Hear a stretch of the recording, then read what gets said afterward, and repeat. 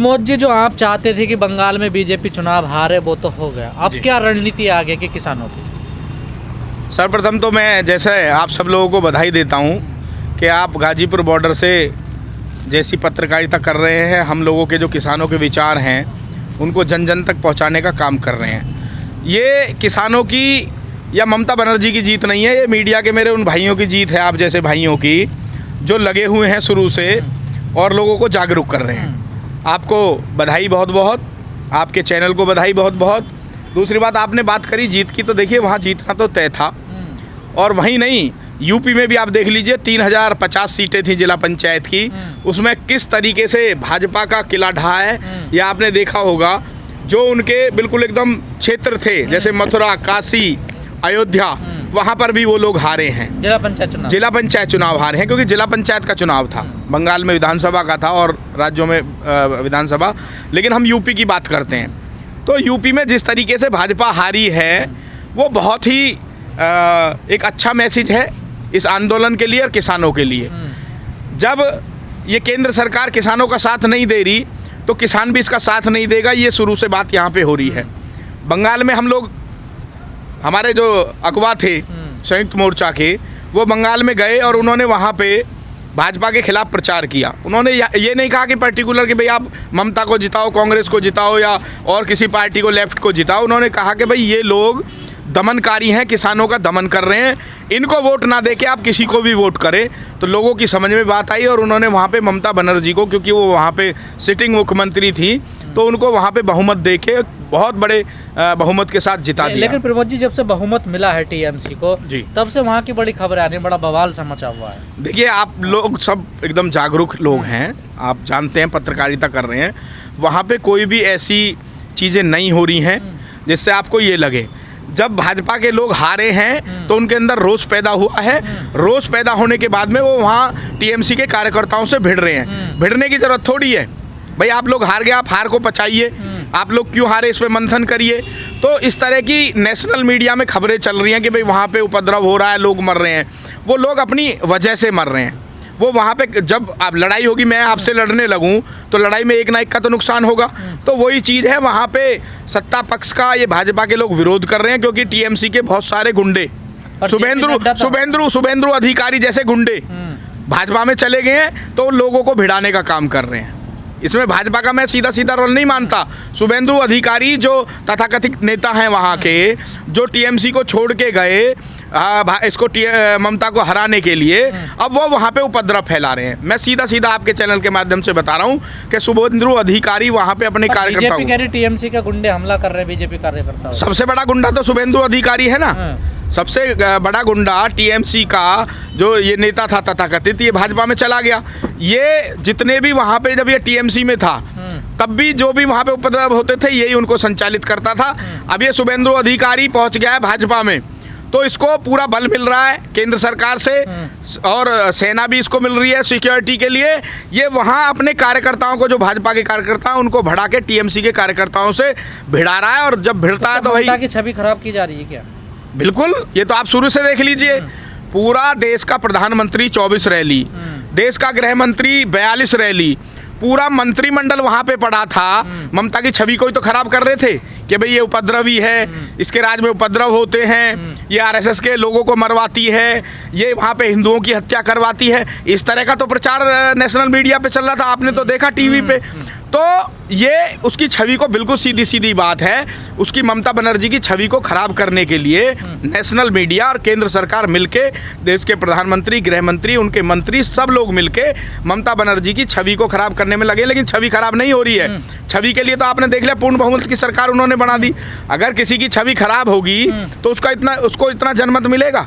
मैं आपसे पूछना चाहता हूं। लेकिन कंगना रनौत का भी एक बयान आया कि बंगाल में हालात बहुत बुरे हैं, मोदी जी। देखिए भाई साहब, कंगना रनौत जो है वो कोई नेता नहीं है ना, वो कोई इतनी बड़ी समाज सेवी है। वो एक्ट्रेस है, उसका भविष्य जो है वो सिर्फ अब किन्हीं किन्हीं हाथों में खेल रहा है, राजनीति की लोलुपता में। उनका अगर हम बैकग्राउंड उठा के देख लें ट्वीट से, उसका तो ट्विटर अकाउंट भी हटा दिया। आपको पता है क्यों हटा दिया?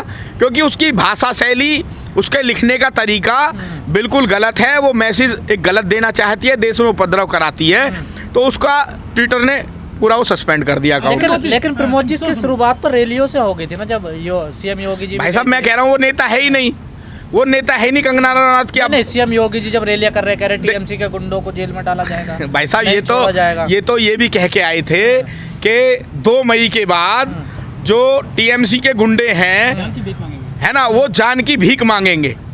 लेकिन अब आप देख रहे हो योगी जी चुप हो गए ना, क्योंकि उनका वहां पे कोई असर पड़ा ही नहीं। पूरा टोटल केंद्र सरकार और जितने भी मुख्यमंत्री भाजपा के वहां लगे थे सब फेल होके घर में। योगी जी तो अपने घर में फेल हो गए। अगर अयोध्या में हारते हैं तो किसकी जिम्मेदारी है, मथुरा में हारते हैं किसकी जिम्मेदारी है, काशी में हारते हैं, बनारस में हारते हैं किसकी जिम्मेदारी है। अरे भाई आप नैतिकता को अगर मानते हैं, 3050 में से आप 650 सीट पे मात्र आप चुनाव जीते हो, तो आपको तो इस्तीफा दे देना चाहिए। क्योंकि ये जो चुनाव है ये आगाज है 2022 के विधानसभा चुनाव का। मोदी जी को लोगों ने उनका रास्ता दिखा दिया है और आप देखना बहुत बुरी तरीके से भाजपा 2022 में हारेगी। प्रमोद जी, जो सुब्रमण्यम स्वामी हैं, बीजेपी के बड़े लीडर हैं जी, उन्होंने कहा है बाकायदा कि पीएमओ यूजलेस हो गया है। नितिन गडकरी जी को कमान सौंपी जाए पीएमओ की। किस तरह से देखते हैं उनके ट्वीट को?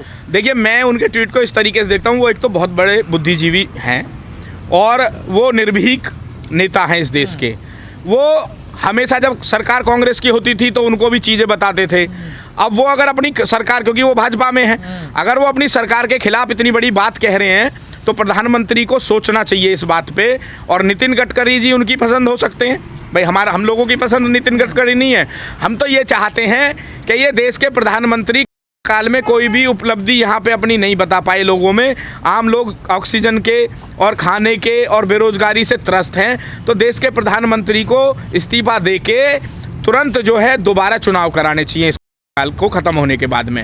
अब नितिन गडकरी जी के लिए अगर वो मांग कर रहे हैं तो उनकी पसंद हो सकती है, लेकिन वो वाकई सुब्रमण्यम स्वामी जो हैं बहुत ही बुद्धिजीवी व्यक्ति हैं। पूरी भाजपा को विचार करना चाहिए, देश के प्रधानमंत्री गृह मंत्री को विचार करना चाहिए, विपक्ष को भी विचार करना चाहिए कि अगर वो इतना बड़ा बयान दे रहे हैं कि भाई वो बिल्कुल एकदम फेल हो गए हैं, तो ये सच्चाई भी आप लोग देख रहे हो। देश में महंगाई चरम पे है, बेरोजगारी चरम पे है, महिलाओं पे उत्पीड़न हो रहा है। भाई साहब टोटल किसान रोड पे पड़ा है। कोरोना काल में अपने घरों से लोग नहीं निकल रहे और इस देश के किसान को मजबूर कर रखा है गाजीपुर, सिंगू बॉर्डर, टीकरी बॉर्डर और बहुत सारे बॉर्डरों पे। आप लगाइए कि ये किसान तो मरने के लिए बैठा है। अगर ये बिल लागू होता है तो उसकी वैसे आत्महत्या हो जाएगी, और वो अगर यहाँ बैठा है बीमारी में तो उसकी बड़ी पीड़ा है, उसकी बड़ी पीड़ा है। तो देश के प्रधानमंत्री को जब ये नहीं दिख रहा तो ये सारे चुनाव हारेंगे, हर जगह चुनाव हारेंगे। और ये सच्चाई है कि देश के प्रधानमंत्री का जो वर्चस्व बढ़ा था वो इस टाइम बिल्कुल जीरो हो गया है और ये जीरो के कगार पे है। प्रमोद जी, जो बीजेपी के लोग हैं वो कहते हैं, या जो दूसरे लोग हैं, कि विपक्ष है, जो बड़ा विपक्ष है कांग्रेस है, वो सही से काम नहीं कर रहा है देश में आजकल। भाई साहब कांग्रेस के लिए ये कहते हैं, ये खुद आत्ममंथन कर लें कि ये क्या कर रहे हैं। कांग्रेस देखिए, जो दादा चीज़ें बना के जाता है उसको बेटा और पोता हमेशा गलत बताते हैं। कांग्रेस ने इतनी संस्थाएं बनाई, इतना सब कुछ बनाया, इनको दिखाई नहीं दे रहा ये क्या बेच रहे हैं। आज सारी संस्थाओं को, उनकी बनाई हुई को ये बेच रहे हैं। मैं कह रहा हूँ ऐसी कोई भी दिक्कत कभी भी कांग्रेस के टाइम में नहीं आई। मैं कांग्रेस की तरफदारी नहीं कर रहा, लेकिन मैं आपको बता देना चाहता हूँ कि इनके पास सिर्फ कांग्रेस को बुरा बताने के अलावा कोई उपचार है। आज ये लोग महंगाई पे कंट्रोल करने कल तक ये गालियां देते थे। 2014 से पहले उनको सिलेंडर सिर पे रख लेते थे, मिर्चों की, टमाटर की, आलू की, प्याज की माला बना के गले में डाल लेते थे, स्कूटर को, मोटरसाइकिल को बुग्गी पे रख देते थे। अब ये डूब के मर जाओ ना। अगर ये सारी जिंदगी कांग्रेस को कोसेंगे तो ये देश का विकास करेंगे क्या? सर इतनी सारी कमियां हैं सरकार में, तो जो कांग्रेस है, जो विपक्ष में है, वो अपने ठीक से काम क्यों नहीं कर रही है, क्यों सड़क पर नहीं आ रही है वो? देखिए कांग्रेस अपना काम कर रही है, मैं तरफदारी नहीं कर रहा उसकी, लेकिन जहाँ तक हम देख रहे हैं सोशल मीडिया के माध्यम से भी कि कांग्रेस ऑक्सीजन सिलेंडर पे और बहुत सारी चीज़ों पे काम कर रही है। लेकिन ये इनका जो रोना है भाजपा के लोगों का, सत्ता में होने के बाद भी ये लोग रो रहे हैं, तो इसको आप थोड़ा सीरियस लीजिए और लोगों तक इस बात को पहुँचाइए कि भाजपा फेल है। कांग्रेस ने कहीं ना कहीं काम किए हैं इस देश के लिए, इतने बड़े बड़े हॉस्पिटल, अस्पताल बनवा दिए। ये तो मंदिर मस्जिद में ही लगे रहे 1 साल से। सर जो ममता ने जैसे ही शपथ ली सीएम पद की, सबसे पहले उन्होंने वहाँ के जो डीजीपी हैं किया है उनको उसमें दे दिया है फायर डिपार्टमेंट में। जी नहीं, देखिए ये उनका व्यक्तिगत मामला है। ममता बनर्जी का कि क्योंकि वो जो वहाँ के बड़े अधिकारी थे पुलिस के, वो वहाँ के बड़े अधिकारी थे और केंद्र सरकार भी उन पे कहीं ना कहीं प्रेशर बनाए हुए थी कि भाई ये जो चीज़ें हैं, क्योंकि ये जो भाजपा है ना, ये उपद्रव करा के सरकार में आती है। आपने यूपी में भी देखा होगा, जब ये यूपी में सत्ता में आए उससे पहले इन्होंने कैसे कैसे कांड उत्तर प्रदेश में कराए। इस तरह की जो घटनाएं वहाँ पे भी हो रही थी, तो उस डीजीपी की या जो भी अधिकारी है उसकी जिम्मेदारी थी कि उसको रोकना, लेकिन ममता के आदेश के बाद उसने नहीं रोका और केंद्र सरकार के इशारे पे काम किया। तो ऐसे व्यक्ति को हटाने का, लॉ एंड ऑर्डर को बनाने का बिल्कुल उनको, क्योंकि वो मुख्यमंत्री हैं, उनके पास पावर है, उन्होंने इसको सही किया है और इसकी हम तारीफ भी करते हैं कि जो आदमी तथाकथित हो जाता है उसको हटा देना चाहिए।